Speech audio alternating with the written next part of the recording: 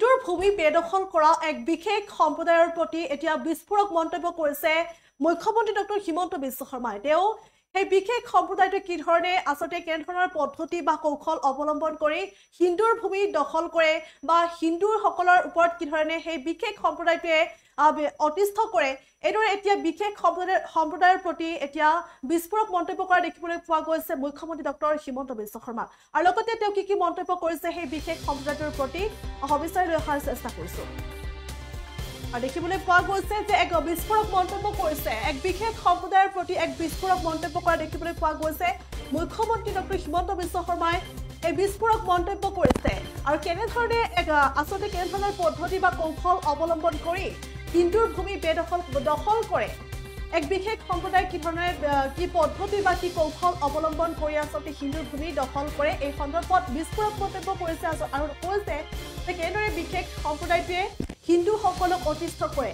এই সন্দৰ্ভত কেইবাটাও বিস্ফোৰক মন্তব্য কৰিছে। তাৰে ভিতৰত তেওঁ কৈছে যে প্ৰথমে হিন্দু অঞ্চলত তেওঁলোকে কিবাকৈ প্ৰৱেশ কৰে আৰু তাৰ পাছত বিশেষ জন্তু খাই পৰিৱেশ বিনষ্ট কৰে, এইদৰে মন্তব্য কৰিছে। এইদৰে বিস্ফোৰক মন্তব্য কৰা দেখিবলৈ পোৱা গৈছে মুখ্যমন্ত্ৰীগৰাকীয়ে সেই বিশেষ সম্প্ৰদায়ৰ প্ৰতি এইদৰে বিস্ফোৰক মন্তব্য কৰিছে। তেওঁ কৈছে যে প্ৰথমে হিন্দু অঞ্চলত তেওঁলোকে কিবাকৈ প্ৰৱেশ কৰে আৰু তাৰ পাছত বিশেষ জন্তু খাই তেওঁলোকে পৰিৱেশ বিনষ্ট কৰে বুলি কৈছে। আইন অনুসৰি আমি মানুহক খোৱাৰ বাধা দিব নোৱাৰোঁ, খোৱাৰ ক্ষেত্ৰত আমি আইন অনুসৰি বাধা দিব নোৱাৰোঁ, কিন্তু এনে পৰিৱেশ যেতিয়া সৃষ্টি হয় এনে পৰিৱেশৰ পৰা পৰিত্ৰাণ পোৱাৰ স্বাৰ্থত আচলতে অসমীয়াই অন্য ঠাইলৈ উঠি যোৱাৰ চিন্তা কৰে। এইদৰে এটা বিশেষ সম্প্ৰদায়ৰ প্ৰতি বিস্ফোৰক মন্তব্য কৰা দেখিবলৈ পোৱা গৈছে মুখ্যমন্ত্ৰীগৰাকীক। আৰু লগতে তেওঁ কৈছে তাৰে সুবিধা গ্ৰহণ কৰি কম দামত অসমীয়াৰ মাটি ক্ৰয় কৰে, এইদৰে মন্তব্য কৰিছে।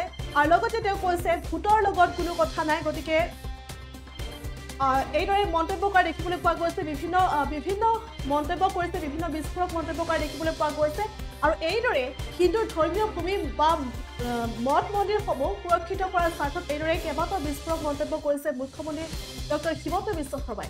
এইবোৰলৈ কৈছে এই মুহূৰ্তৰ এক ডাঙৰ খবৰ, হিন্দুৰ মাটি বেদখল কৰা সেই বিশেষ সম্প্ৰদায়ৰ প্ৰতি বিশেষ সম্প্ৰদায়ক উদ্দেশ্যে এক বিস্ফোৰক মন্তব্য কৰা দেখিবলৈ পোৱা গৈছে। মুখ্যমন্ত্ৰীগৰাকীয়ে এক বিস্ফোৰক মন্তব্য কৰিছে। তেওঁ কৈছে যে প্ৰথমে হিন্দু অঞ্চলত এইসকল ব্যক্তিয়ে কিবাকৈ প্ৰৱেশ কৰে আৰু তাৰে পাছতে এক বিশেষ জন্তু খাই তেওঁলোকে পৰিৱেশ বিনষ্ট কৰে আৰু আইন অনুসৰি আমি সেই মানুহবিলাকক অৰ্থাৎ সেই তেওঁলোকক আমি খোৱাত বাধা দিব নোৱাৰোঁ, গতিকে যদিহে এই ধৰণে বিশেষ জন্তু খাই পৰিৱেশ বিনষ্ট কৰে আৰু তাৰে পাছতে সেই পৰিৱেশৰ পৰা পৰিত্ৰাণ পোৱাৰ স্বাৰ্থত অসমীয়াসকলে অন্য ঠাইলৈ উঠি যোৱাৰ চিন্তা কৰে, এইদৰে এক বিস্ফোৰক মন্তব্য কৰা দেখিবলৈ পোৱা গৈছে। আৰু লগতে হিন্দুৰ যি ধৰ্মীয় ভূমি আছে বা মঠ মন্দিৰ আছে, সেই ধৰ্মীয় ভূমি মঠ মন্দিৰ সুৰক্ষিত কৰাৰ স্বাৰ্থতো এইদৰে বিস্ফোৰক মন্তব্য কৰা দেখিবলৈ পোৱা গৈছে মুখ্যমন্ত্ৰীগৰাকীক। আৰু কি মন্তব্য কৰিছে সেই বিশেষ সম্প্ৰদায়ৰ প্ৰতি আমাৰ হাতত সেই ভাষ্য আহি পৰিছে, আমি দৰ্শকলৈ আগবঢ়াইছোঁ।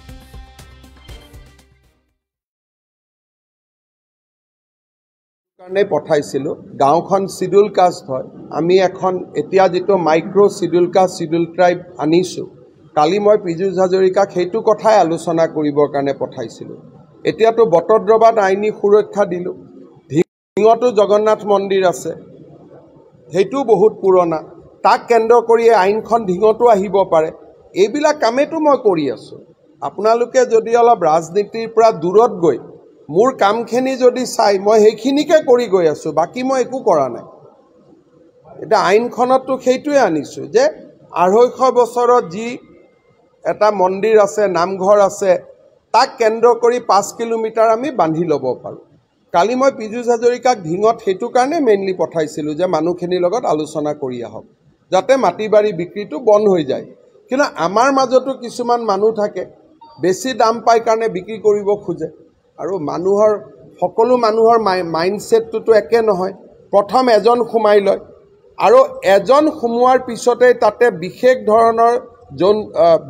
ধৰণৰ বন্যপ্ৰাণী এটা বা বিশেষ ধৰণৰ প্ৰাণী এটা খোৱা আৰম্ভ হয়, তেতিয়া ওচৰৰ মানুহবোৰ নিজে আঁতৰিব আৰম্ভ কৰে।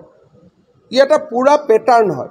প্ৰথমতে গাঁৱত এজন মানুহ সোমাই ল'ব, দুজন মানুহ সোমাই ল'ব, তাৰ পিছত তেওঁলোকে ক'ব নালাগে যে তাতে গো ভক্ষণ আৰম্ভ হয়।